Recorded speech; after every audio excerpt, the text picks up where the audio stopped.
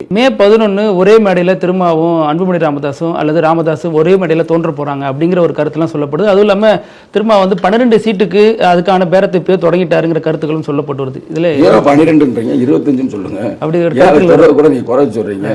நீங்க 25க்கு நாங்க இது இல்லையா? அதெல்லாம் பிரதர் அதெல்லாம் தலைவர் பாத்துக்குவாரு. நீங்க கேட்ட கேள்வி வந்து ஒரு நகைச்சுவை வர நல்லா டீன்று போய்க்கிருச்சு. ஒரு நகைச்சுவை முடிக்கணுன்றதுக்காக நீங்க அப்படி ஒரு கேள்வி கேட்குறீங்க. வேணா உங்க ஆசை வந்து நிறைவேற்றுவோம், ஒன்றும் பிரச்சனை இல்லை.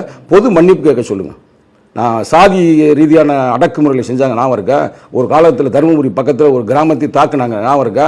அதே மாதிரி இளவரசன் படுகொலைக்கு யாரு காரணம், எப்படி செத்தார், பழைய வரலாறு இருக்கு ரைட்டா? அதுக்கெல்லாம் பொது மன்னிப்பு கேட்பார்களா?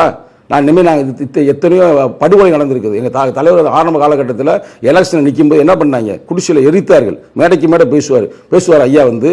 அப்படிலாம் நடந்தால் ஒருவேளை நடப்பதற்கு வாய்ப்பு இருக்குது. எங்கள் தலைவர் வந்து ஒரு மாதிரி இதுதான் அப்படின்னு எதுவும் இல்லை, ஜனநாயக ரீதியான ஒரு தலைவர். சரிங்களா? அது ஒரு இதுக்காக சொல்றேன்.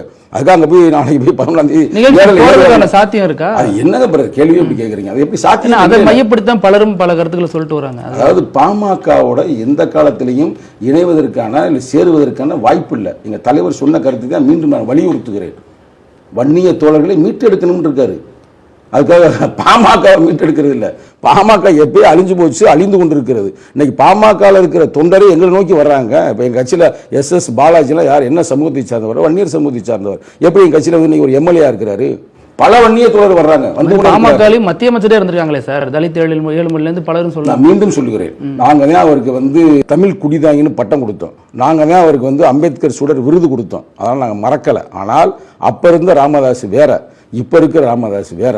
இப்போ இருக்கிற ராமதாஸ் சாதிய புத்தியோட, இன்னமும் வந்து பதவி வெறியோட சொந்த மயனையே விரட்டுறாருன்னா நீங்கள் புரிஞ்சுக்கிறீங்க அது உள்ள என்ன இருக்குன்னு பார்த்துக்க. அன்புமணிக்கு ஆதரவாக நீங்கள் இருக்கீங்க. அன்புமணிக்கு ஆதரவாக இருக்கிறோம் என்பதை விட ஜனநாயகத்திற்கு ஆதரவாக இருக்கிறோம்னு எடுத்துக்கிறோங்க.